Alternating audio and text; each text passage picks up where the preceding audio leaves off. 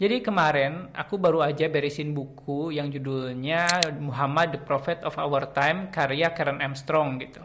Ya dari judulnya udah pasti tahu lah itu biografi Nabi Muhammad Shallallahu Alaihi Wasallam. Beberapa tahun yang lalu kali ya saya pernah baca juga Sirah Nabawiyah gitu karya Syekh siapa. Cuma dalam hal ini kan itu point of view seorang muslim, sedangkan yang karya Karen Armstrong karena beliau seorang non muslim ya dalam point of view lebih general gitu. Sebenarnya saya gak mau cerita tentang perbandingannya atau isi bukunya gitu. Justru saya ingin cerita setelah baca buku ini, oh gini gitu, cara mengidolakan seseorang tuh seperti ini gitu. Cara mengidolakan Nabi Muhammad SAW tuh kayak gini gitu kan. Nah gimana caranya sih?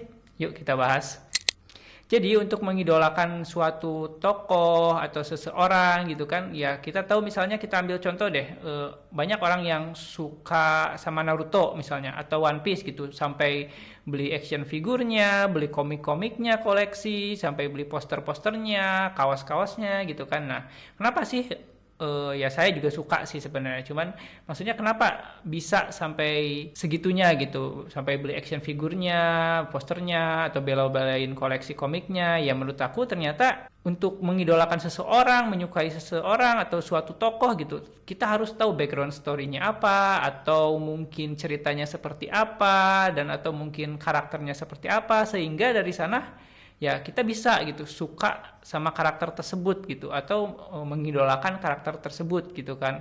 Nah, kita kembali ke masalah Nabi Muhammad SAW tadi, gimana caranya misalnya kayak kita gitu, orang biasa yang bukan misalnya seorang santri, bukan seorang ustadz, atau ya kita tidak punya pendidikan formal di bidang agama, gimana sih caranya kok bisa gitu, atau mungkin gimana caranya kita mengidolakan Nabi Muhammad Shallallahu Alaihi Wasallam gitu, apalagi itu kewajiban kita gitu ya. Tentunya setelah saya baca buku Karen Armstrong yang kemarin itu, saya terinspirasi, oh ternyata untuk mengidolakan Nabi Muhammad ternyata kita harus tahu nih ceritanya seperti apa gitu.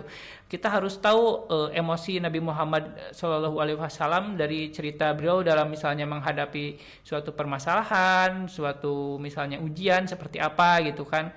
Apalagi gimana ya, apalagi dari segi history dari sejarahnya itu sangat menarik sekali. Misalnya kita ambil contoh, kita bandingkan gitu kan dengan misal Naruto misalnya ya dia dikucilkan waktu kecilnya, kemudian kemudian dia berusaha keras gitu kan untuk dapat diakuin gitu kan, sampai berhasil menjadi Hokage yang merupakan cita-cita dia gitu kan. Nah kalau kita bandingin ya mungkin nggak sebanding sih, cuman kita coba aja gitu kan bandingin gitu kan.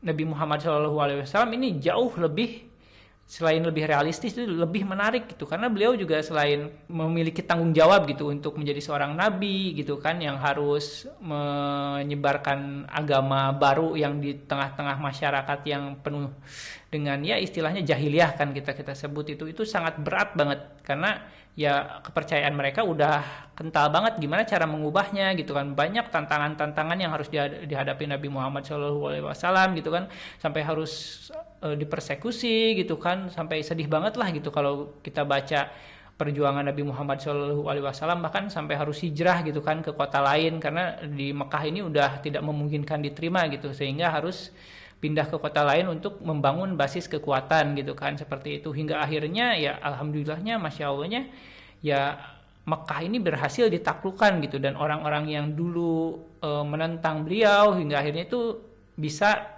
berada di sisi beliau dan memihak beliau gitu, menjadi setia kepada beliau gitu kan. Ini suatu ceritanya kan sangat epic banget kalau kita ikutin gitu kan. Ya Naruto juga sama kan, dari banyak ada yang masih pain misalnya musuhnya jadi temennya gitu kan, kayak gitu kan ya.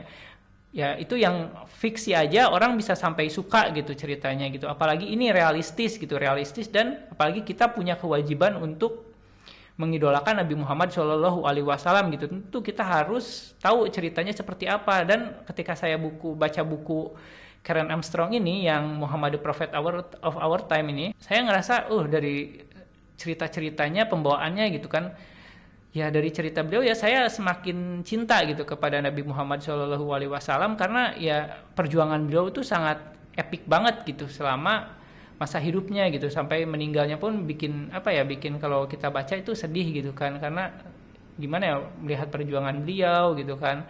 Bahkan sahabat-sahabat beliau yang dulu menentang beliau seperti Umar bin Khattab, Khalid bin Walid yang ternyata menjadi sahabat setia beliau gitu kan. ya keren banget gitu. Kayak sayang banget gitu orang nggak baca biografi Nabi Muhammad Shallallahu Alaihi Wasallam, apalagi dia seorang Muslim gitu. Dan ya malah lebih suka Naruto, One Piece, padahal dari segi cerita gitu kan, kalau kita kita lihat dari segi ceritanya dulu gitu kan, ya cerita Nabi Muhammad Shallallahu Alaihi Wasallam tuh lebih keren gitu kan, dan lebih realistis gitu kan, karena emang ceritanya nyata gitu kan ya.